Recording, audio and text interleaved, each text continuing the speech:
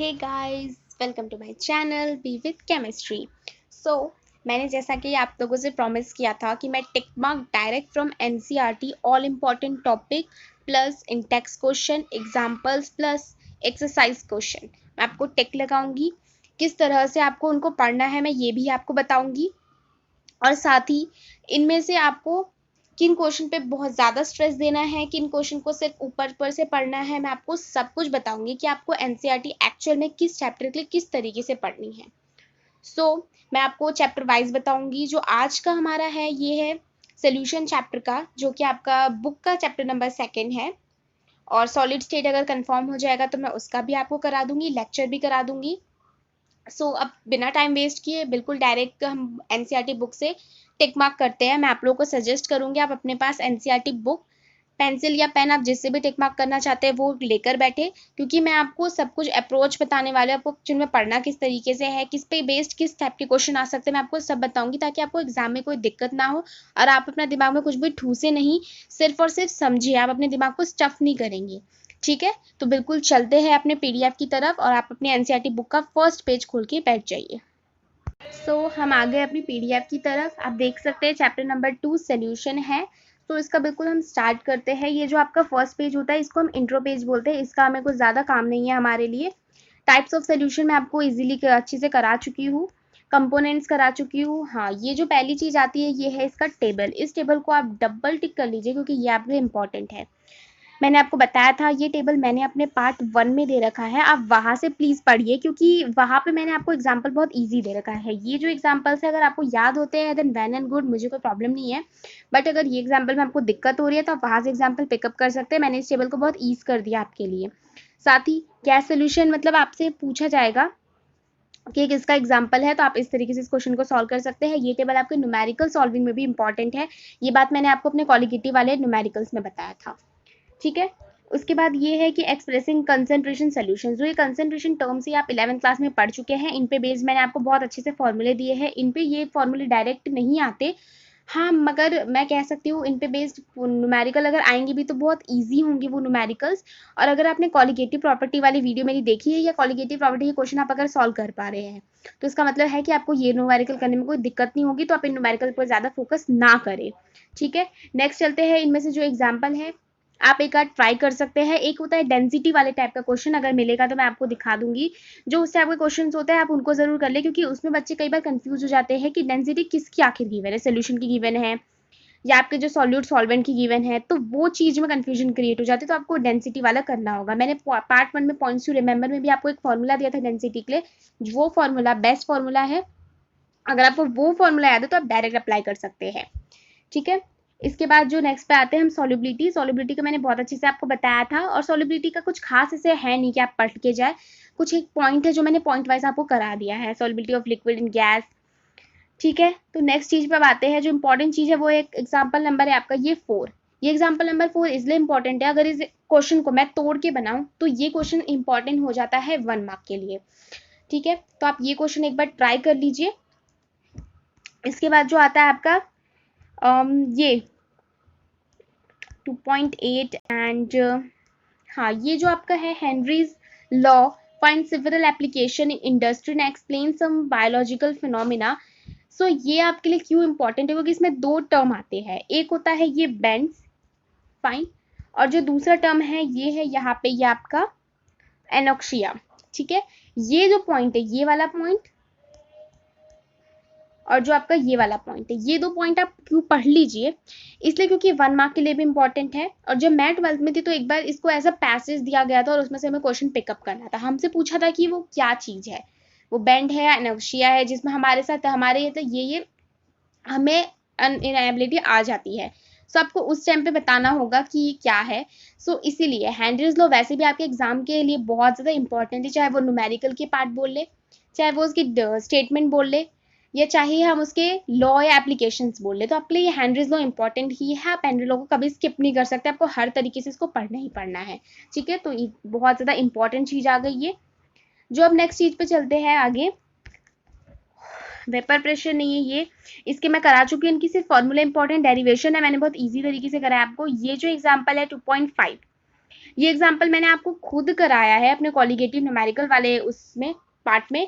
सो वहां पे मैंने इसको बताया था। It's very very very important. क्यों? क्योंकि इस क्वेश्चन में ना ऐसी चीज है कि अगर आप ये क्वेश्चन कर पा रहे हैं तो इट मीन्स आपको ये कॉलिगेटिव प्रॉपर्टी समझ आ गई, आप इसमें कभी गलत नहीं कर सकते। इसलिए मैंने ये क्वेश्चन पिक भी किया था। क्वेश्चन डायरेक्ट भी आ सकता है, इस क्वेश्चन को पार्ट वाइज भी एग्जाम में दे सकता है, या जो ये टर्म है आपका वेपर फेज, ये भी आ सकता है। सो आप इसको देख लीजिए, अगर आपको यहाँ पे समझ आ रहा है वेल एंड गुड, अदरवाइज मैंने ये न्यूमेरिकल अच्छे से कराया, आप वहां से देख सकते हैं।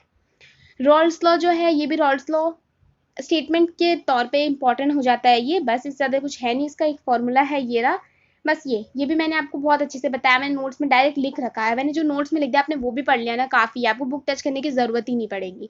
बट फिर भी मैं बुक से आपको टिक मार्क लगा रही हूँ, क्योंकि क्वेश्चन आता है और एक बुक पढ़ने से हमें कॉन्फिडेंस आता है कि हाँ मुझे आता है। सो जो नेक्स्ट है ये रहा। अब नेक्स्ट चीज पे आते हैं आइडियल और नॉन आइडियल। इसको पढ़ने के लिए मैं आपको बताऊँ तो आप बुक से चाहे तो इसको पॉइंट वाइज लिख लीजिए कहीं पे, या तो आप मेरे नोट्स में से मैंने पॉइंट वाइज करा रखा है वहां से कर लीजिए। मतलब मेरे कहने का मतलब ये है कि आइडियल और नॉन आइडियल में आपको डिफरेंस ही पूछता है। तो इस डिफरेंस में ये हो जाएगा कि आप अगर पॉइंट वाइज आपने लिख रखा है तो आप कंपेयर कर पाएंगे। कंपेयर करने के साथ साथ आपको डेफिनेशन सब कुछ क्लियर हो जाएगा, आपको पता चलेगा दोनों में डिफरेंस क्या है, और डिफरेंस आप इजीली लिख के आएंगे पेपर में। तो ज्यादातर आइडियल नॉन आइडियल में आज तक डिफरेंस ही याद देखने को आया है, इससे ज्यादा कुछ देखा नहीं गया है।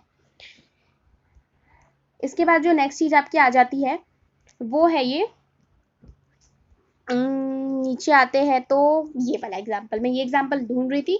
ये वाला एग्जाम्पल भी बहुत अच्छा एग्जाम्पल है एक तरह से, जो आपको मैंने लिखा था वो एक question very very very important, ये उस टाइप का है। तो अगर आप इस क्वेश्चन को आप कर पा रहे हैं तो इट मीन्स आपको वो एग्जाम्पल भी आ गया है।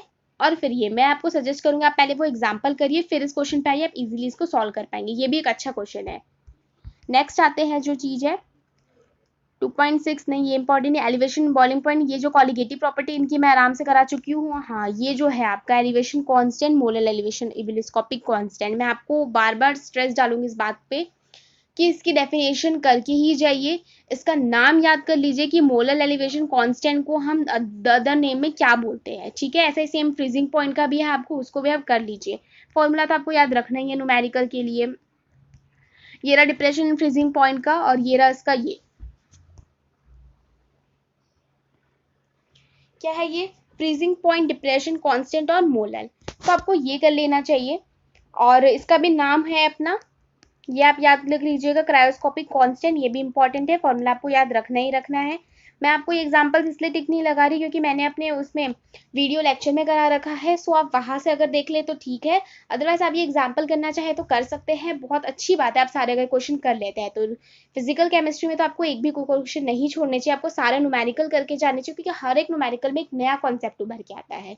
फिर भी अगर आपके पास टाइम नहीं, आपका सपोज कल टेस्ट या कुछ है, तो आप इंपॉर्टेंट देखने आए हैं आज, तो आप मेरा वो कॉलिगेटिव प्रॉपर्टी वाला लेक्चर देख सकते हैं। मैं पीडीएफ आपको लिंक में दे दूंगी।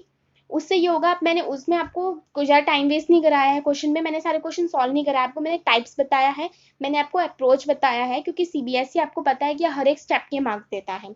तो मैंने उसमें स्टेप बताया कि अगर आप कोई न्यूमेरिकल नहीं भी कर पाएंगे किसी रीजन से, तो आप एटलीस्ट अप्रोच कर पाएंगे। आप अपना अप्रोच डालेंगे और वो आप डेफिनेटली आंसर निकाल के ही आएंगे, ये मेरी गारंटी है। अब आगे चलते हैं तो ऑस्मोसिस की डेफिनेशन भी आप एक आध बार देख लीजिएगा, ऑस्मोसिस और ऑस्मोटिक प्रेशर की। सो नेक्स्ट चीज पे आते हैं। अब जो अब मैं आपको बताऊंगी एग्जाम्पल, इंटेक्स के तो सारे क्वेश्चन हो गए। एबनॉर्मल मोलर मास ये सब मैं आपको करा चुकी हूँ। ये जो तीन फॉर्मूले, ये तीन फॉर्मूले आपको पता होना चाहिए, ठीक है। क्योंकि जब डिग्री ऑफ डिसोसिएशन निकालने की बात आएगी, इवेंट ऑफ फैक्टर की बात आएगी, तो आपको ये फॉर्मूला पता होना चाहिए। फाइन, क्योंकि जब न्यूमेरिकल होंगे इवेंट ऑफ फैक्टर के, तो उस समय आपके बहुत काम आने वाला है। अब यहाँ से हम चलते हैं आगे। तो एग्जाम्पल्स तो अभी ये, हाँ एग्जाम्पल नंबर जो ये 12 है, ये आपको कर लेना चाहिए। 12 इसलिए करना चाहिए क्योंकि ये डिग्री ऑफ डिसोसिएशन की बहुत अच्छा न्यूमेरिकल है। Percentage of degree of association निकालना है आपको इसमें, तो ये न्यूमेरिकल मेरे हिसाब से तो बहुत अच्छा एग्जाम्पल है, आपको करना जरूर चाहिए इसको। और इसका जो एग्जाम्पल नंबर 13 है आपके लिए, ये भी बहुत इंपॉर्टेंट है, आप इसको भी कर लीजिएगा। मैं आपको वो एग्जाम्पल्स, मैं आपको सारे एग्जाम्पल्स नहीं टिक लगा रही हूँ, आपको वो लगा रही हूँ जिससे आपका सब कुछ कवर हो जाए, ठीक है। आपका चैप्टर खत्म हो गया है। इसमें से मैं आपको क्वेश्चन बता देती हूँ आपको कौन कौन से क्वेश्चन करने हैं। सबसे पहले मैं आपको एक और बार रिवाइज क्वेश्चन का बता देती हूँ। इन टेक्स्ट क्वेश्चन में क्वेश्चन नंबर 4 और 8 करना है और एग्जाम्पल जो 5, 12 और 13 करना है। ठीक है, अब बिल्कुल आते हैं इस पे एक्सरसाइज के क्वेश्चन पे। तो एक्सरसाइज क्वेश्चन आप ये सब स्किप इसलिए कर सकते हैं क्योंकि ये सब डायरेक्ट फॉर्मूला बेस्ड क्वेश्चन है और साथ ही इस टाइप के क्वेश्चन आपको बहुत कम देखने को मिलेंगे एग्जाम में। जो मेन क्वेश्चन स्टार्ट होता है वो होता है आपका क्वेश्चन नंबर 6 एक कर लीजिएगा, क्वेश्चन नंबर 12 कर लीजिएगा। इसके बाद आते हैं हम आगे, तो आपको करना है क्वेश्चन नंबर 26, ये क्वेश्चन नंबर 26 कर लीजिएगा, एक क्वेश्चन नंबर 29 कर लीजिएगा। फिर इसके बाद अगर आगे बढ़े तो ये क्वेश्चन नंबर 31 से लेकर जो 36 तक क्वेश्चन है, ये सारे क्वेश्चन बहुत अच्छे क्वेश्चन हैं। इन क्वेश्चन को जरूर से जरूर करें। आपको इन सब क्वेश्चन करने से आपको एक फील आएगी कि ये फिजिकल केमिस्ट्री कितना अच्छा है और ये क्वेश्चन करने के बाद आप बिल्कुल कॉन्फिडेंट फील करेंगे कि हाँ मैं न्यूमेरिकल्स कर सकता हूँ। तो ये क्वेश्चन जरूर करें। आई नो आपको शुरू में दिक्कत होगी ये वाले टाइप की न्यूमेरिकल करने में, बट मेरा सजेशन है पर्सनली आप इन न्यूमेरिकल्स को तो पक्का ही पक्का करके जाए और अच्छे से करें, इसमें कोई कमी ना छोड़े। जो आपके यहाँ पे आते हैं ये जो एग्जाम ये क्वेश्चन 37 बिल्कुल काम का नहीं है, इस क्वेश्चन को आप लीव कर दें, इसको पढ़े भी ना। जो नेक्स्ट पे आते हैं आप 38 नहीं तो ये 39, 40 और 41 ये 3 क्वेश्चन करके जाए। ये लास्ट के जो क्वेश्चन है हर चैप्टर के फिजिकल में हर चैप्टर के लास्ट के क्वेश्चन इंपॉर्टेंट होते हैं। ये मैं आपको जब टिक मार्क हो जाएगा तब आप उसके बाद देखिएगा जो लास्ट के 3 क्वेश्चन होते हैं ना फिजिकल के, ये बहुत अच्छे क्वेश्चन होते हैं, इंपॉर्टेंट क्वेश्चन होते हैं।